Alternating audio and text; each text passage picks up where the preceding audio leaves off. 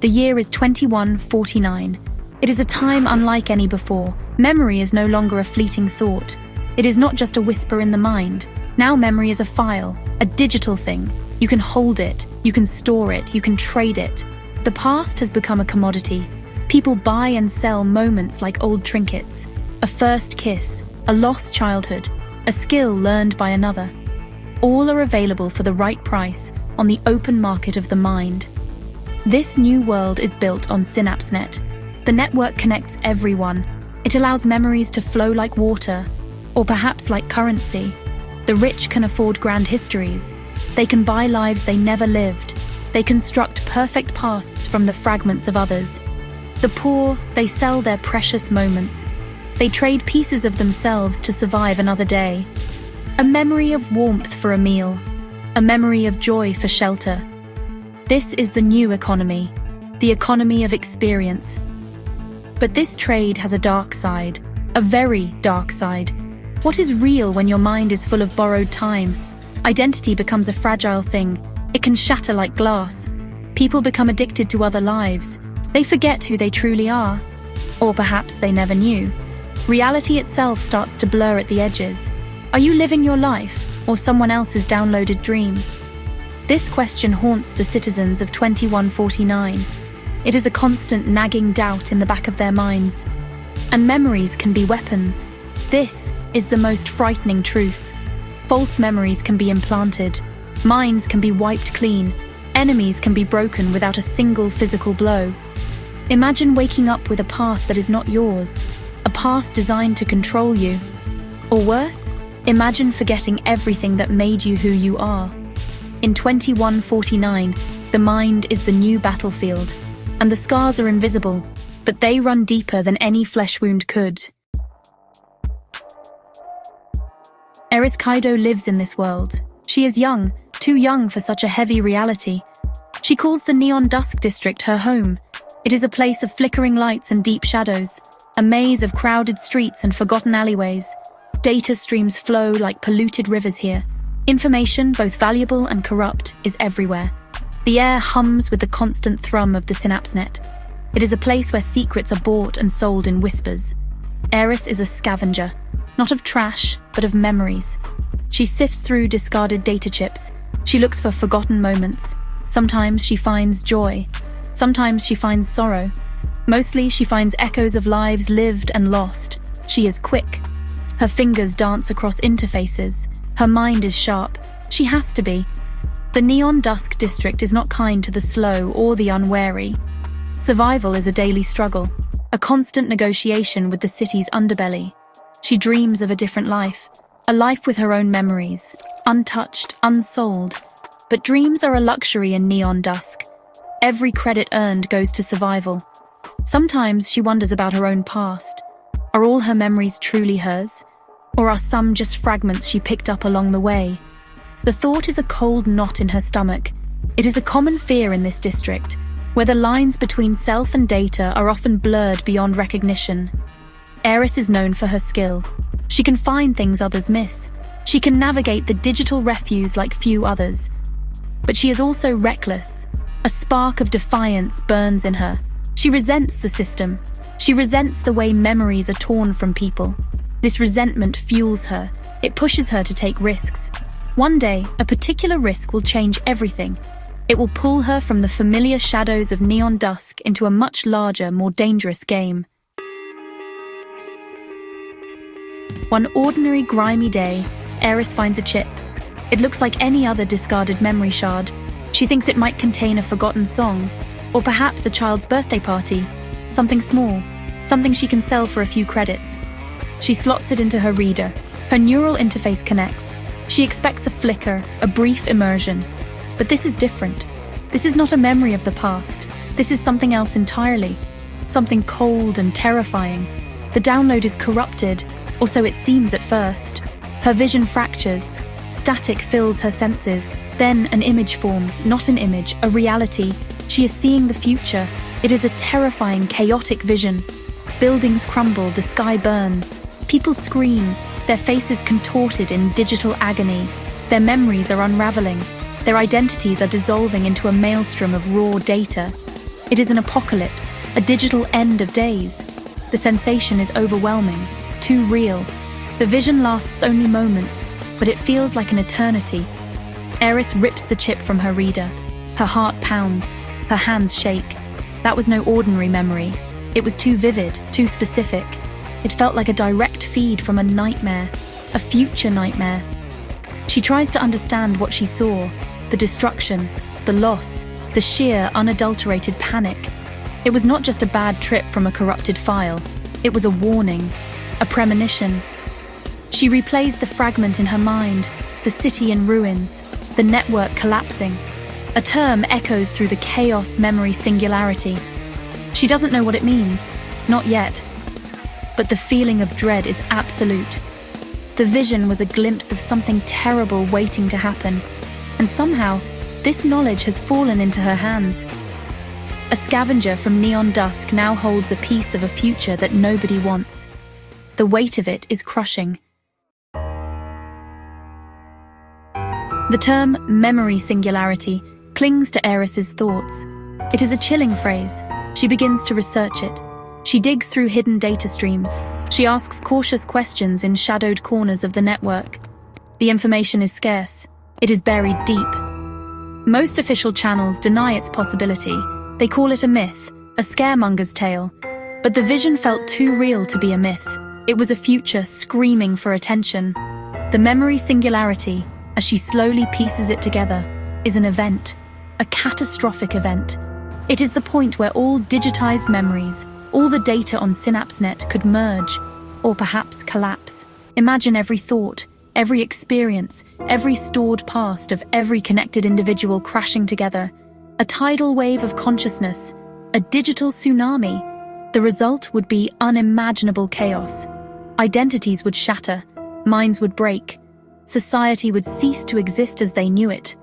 The apocalyptic vision Eris experienced was a direct window into this.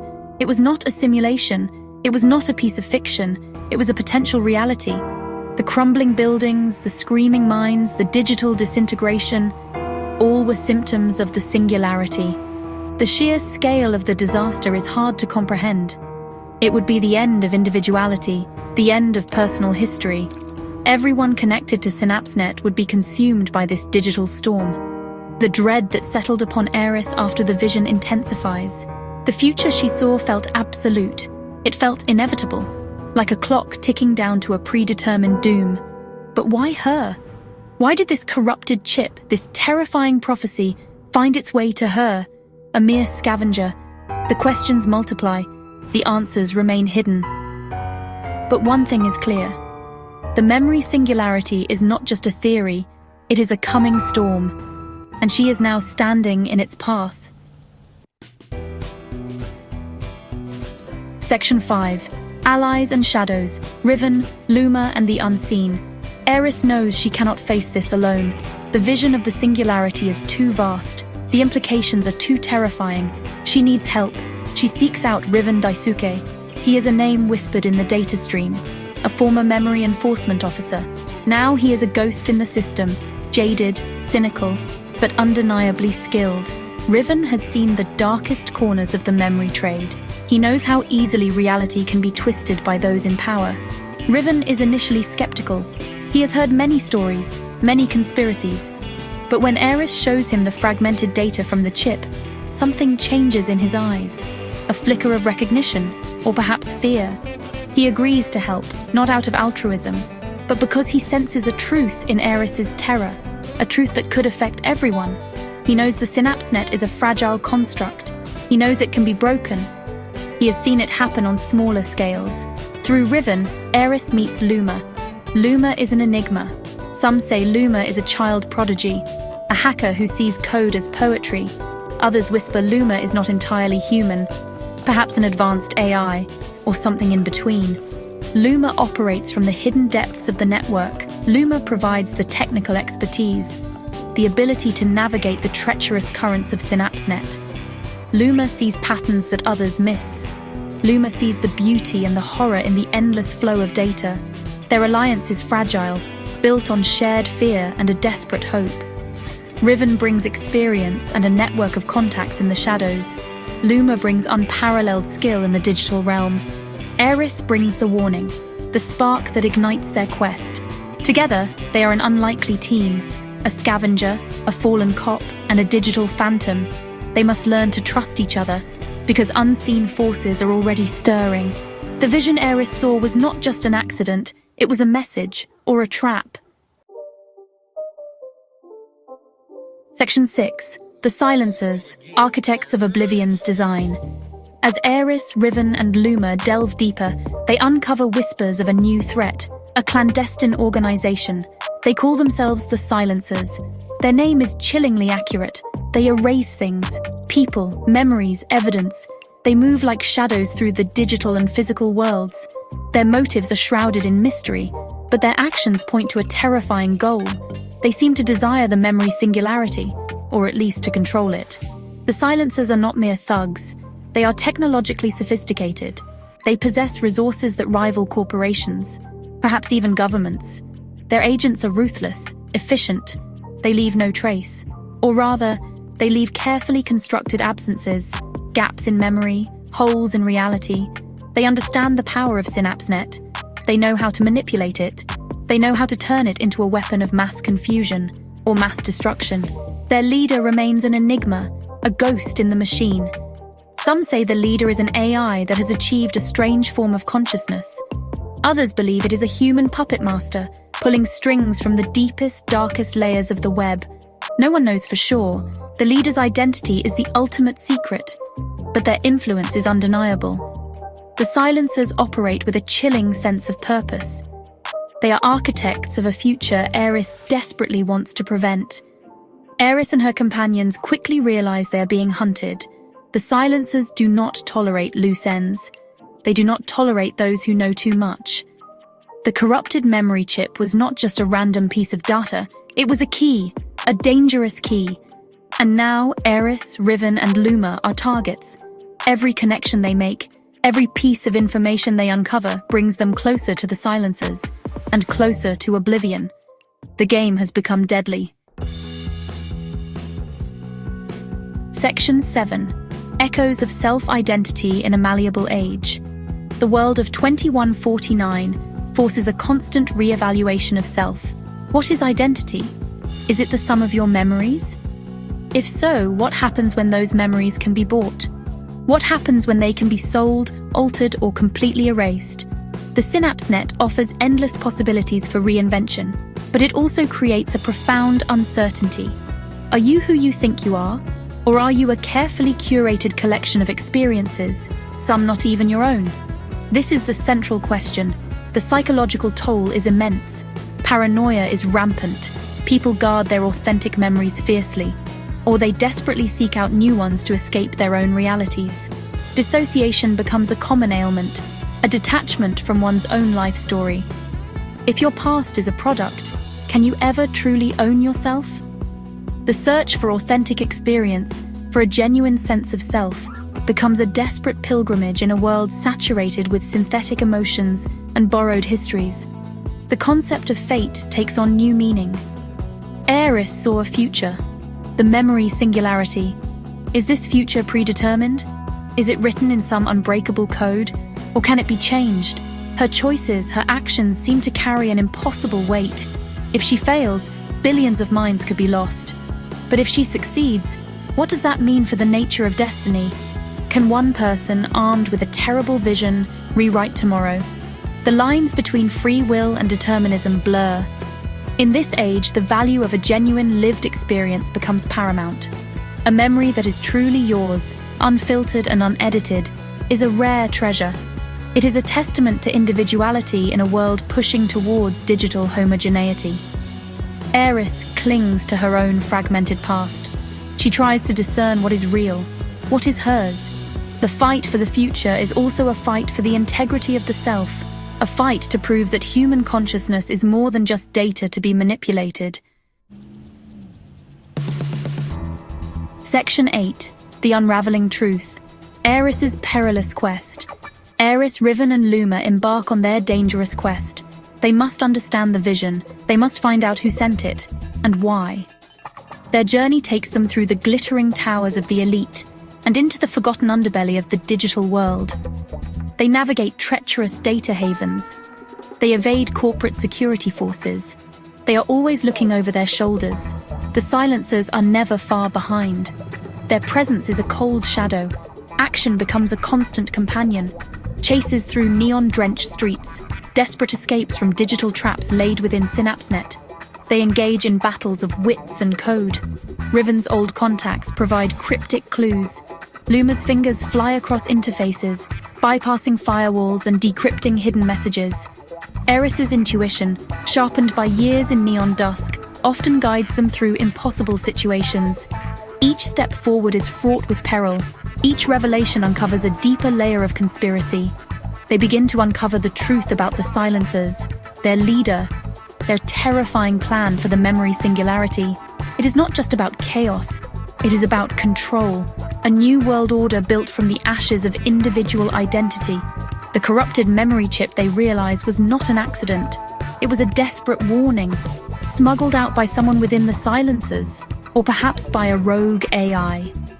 The sender remains a mystery, but their intent was clear: to give humanity a chance. The stakes escalate with every passing day. The singularity is not a distant threat, it is imminent. The silencers are accelerating their plans. Eris feels the weight of the future pressing down on her. Who can they trust? Is the reality they perceive even real? Or is it another layer of deception woven by their enemies? The questions become more profound, the answers more elusive. Their quest is not just to save the world, it is to understand the very nature of their existence. Section 9. The SynapseNet Struggle. A future unwritten, a self redefined. The battle for SynapseNet is more than just preventing an apocalypse. It is a fight for the soul of humanity. It is a struggle over the future of consciousness itself. Will memory remain a personal, sacred thing, or will it become a tool for ultimate control? Eris Kaido stands at the heart of this conflict, a young woman from the fringes of society. Now she holds the key to a future that hangs precariously in the balance. Her choices will define what it means to be human in this new age. She carries a heavy burden. The vision of the singularity haunts her waking moments and her dreams. Can she truly change what she saw? Or is she merely playing a part in a pre-written script? The fight against the silencers intensifies. It becomes a desperate race against time. Each victory is small, each setback is crushing. Yet Eris, Riven, and Luma press on, driven by a fragile hope and by the terrifying alternative of inaction. The lines between hero and fugitive blur. To some, they are terrorists, disrupting the order of SynapseNet. To others, they are saviors, fighting for freedom of thought. The truth, as always, is complex. It is hidden beneath layers of data and deception. Eris must confront not only the silencers, but also her own doubts, her own fears. What if the price of saving the future is losing herself in the process? What is the true cost of memory? As Eris fights on, you too must wonder. Look at your own memories. Are they truly yours? How much of what you believe to be yourself is built upon these fleeting images? In a world where the past can be bought, sold, and rewritten, what remains of the authentic individual? The struggle for SynapseNet is a mirror. It reflects our deepest anxieties about who we are and who we might become when the boundaries of the mind are no longer sacred. The future is unwritten, but the questions linger.